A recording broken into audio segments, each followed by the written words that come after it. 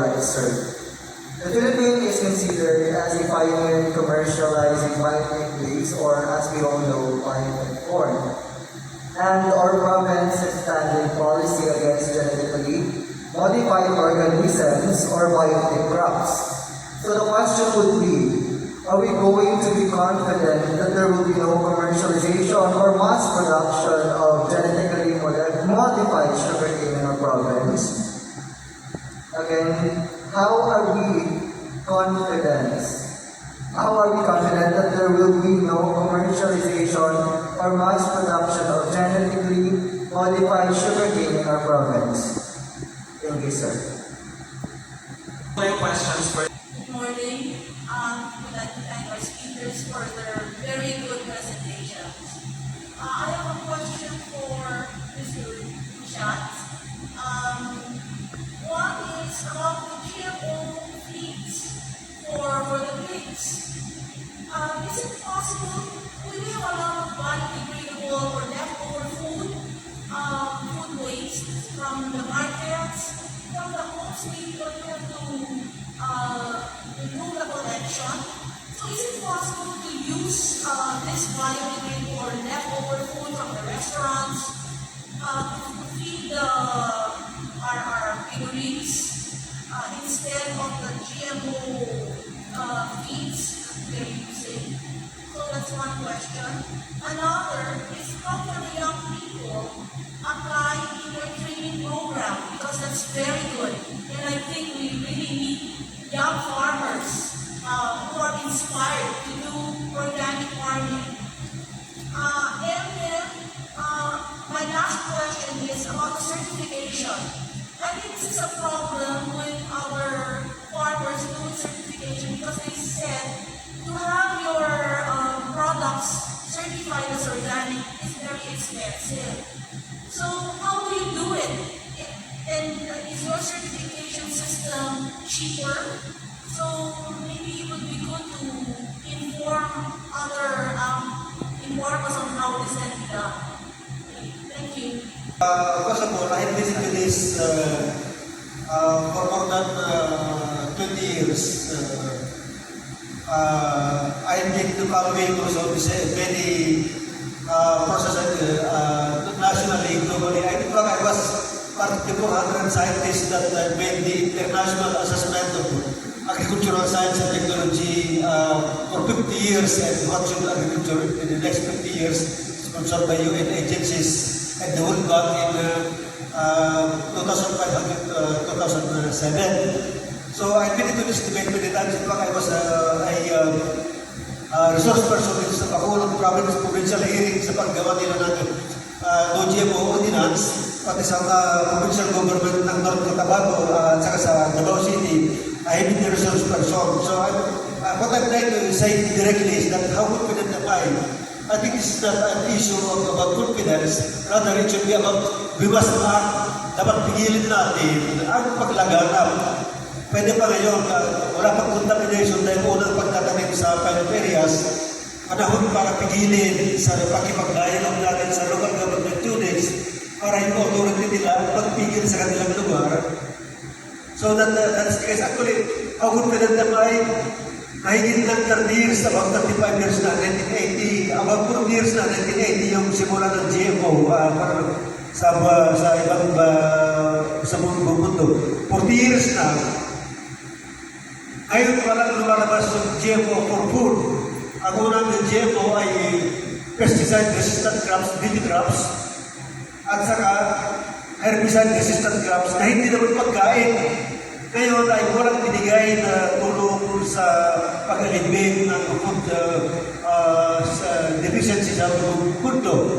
Kasi corn for biofuels, soybeans for biofuels, cotton, damit yan. Then parang staple food, rice, at saka ngayon sa Argentina ay wheat.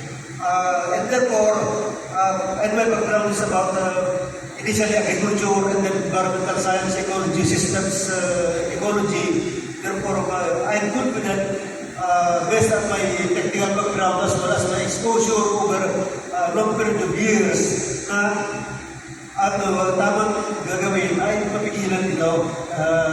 So, na natin para nasagot doon sa binibigay ko ng kunting tanong kasi. I hope if you have a follow-up, mamaya pa kayo mag-follow-up kami na. I hope that how do you think, how confident you are that the campaign for GMO is really working here in the Philippines from the moment you started? Just 1 to 10. Okay, good. 1 is the lowest, 10 is the highest, 1 is the lowest. Just a number. My confidence ay nasa inyo. Kung kasama kayo sa paglalabi sa ating local government units at pag-boycott nito, I'm very confident 100% na magagawa natin. Hindi ko laban ito. Pagpigil ng GMO, pagpigil ng GMO golden rice. Laban natin lahat na naghahanap ng malusog, sustansya at saka ligtas na pagkain. Hindi lang para sa atin, kundi para sa ating susunod pa sa line. If we take the last slide of Government Malaya, sa kayo address niya, yung tinatawag niya na may ethical component niya. Kung hindi ka gagalaw, sino gagalaw sa iyo? Sabi namin doon sa UPRD, kung sino kikilos, kung hindi tayo kikilos, sino kikilos? Kung hindi ngayon, kailan pa? Yan ang mata. So, my confidence is in you. And if everyone acts, or when the majority of us have action, we can surely win. At sa buong mundo, ganun yung ginagawa nila. Salamat po. Thank you so much. And I think we also answered that question pertaining to the sugar production naman here in Negros. And now maybe we can answer now the question that was raised by Ms. Tessa. Well, I just want to support what Dr. Medina said. It's gonna take all of us, to stop this. It has to be all of us. We have to work with our LGUs. Like I said earlier, we should have a friendly relationship with them instead of criticizing. Some of them don't know how to approach this.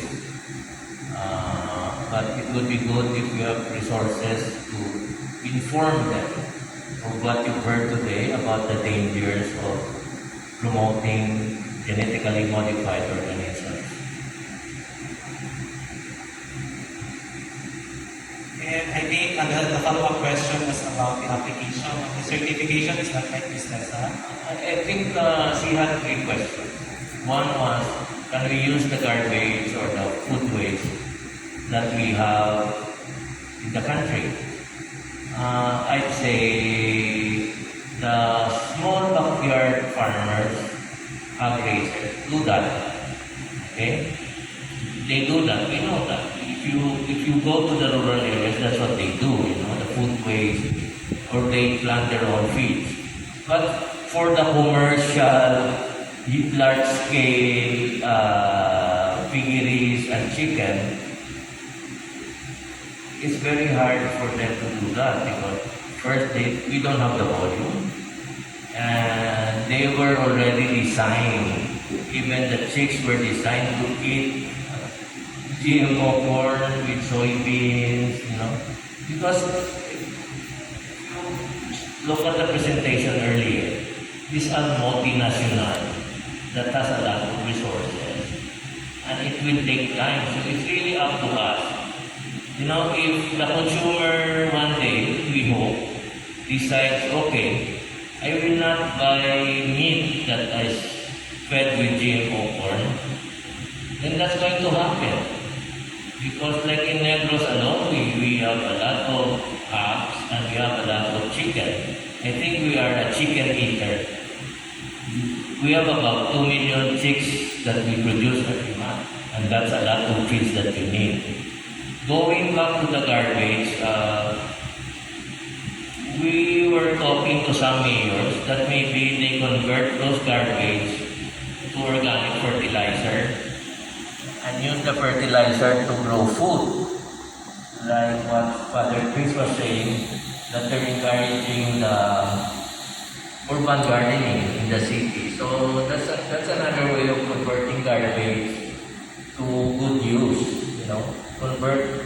Because like Bacolod, for example, I think the estimate there's about 600 to 700 tons of garbage. And more than half of that are biodegradable.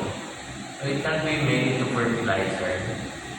And if the mayor or the, like he can like use that to grow food in the public school, you know, because we would like to encourage our consumers to now think about what they eat. You know, we have to be mindful of what we're eating so that because the only way we can stop this is your consumer's pocket. If you stop buying food that are GMO, I think there will be lesser demand, so they will not produce a lot of that. That's my take on it. Okay? For those who'd like to learn organic farming, there's a lot of practitioners already in Negros, even in Bacolod, and the province has a training center for you. If you request, you can do that. And I'm so happy to hear from Brother Ken today that Lasal also has a beautiful place in Langinan that you might convert into an education center. You know? Going back to the certification, recently they have amended the organic law and they have now included PGS. It's called Participatory Guarantee System, where they train the farmers to be certifiers. And the law also says, I understand, Dr. Medina can correct me because I was talking to them last week. They're saying if you're PGS certified in this country, it's considered organic and you can sell it anywhere in the Philippines. Okay, because what I understood about PGS is only good and sold in one island. For example, if I'm PGS certified in Negros, I cannot sell my rice, for example, to Iloilo as certified organic. That's the idea of PGS before. But the government has changed that. Like, you can be PGS certified and you can sell your product anywhere. It's now the farmers that are doing the certification. For organic certification, that our rice mill is third-party certified. They're organic certified. There's only one, I think, or two organic certifying body in the Philippines now. OCCP, NICERT is has not continued being a certifier, but there are groups of people coming up now that want to be an organic certifying body. Now, how do we address, the question was, how do we address the expensive certification? Because you do certification every year. It's like, you know, renewing a license or whatever. And you pay like at least 80,000 pesos per farmer. But what we do with our rice farmers is we do group certification. Like, they divide the cost of certification among themselves. So, instead of 80,000, it'll probably cost them about 1,000 pesos per crop per harvest. So that's nothing compared to the value of the rice that they're selling. That's our practice here in Negros. I don't know if Dr. Medina can say something about it as well, but that's what we do.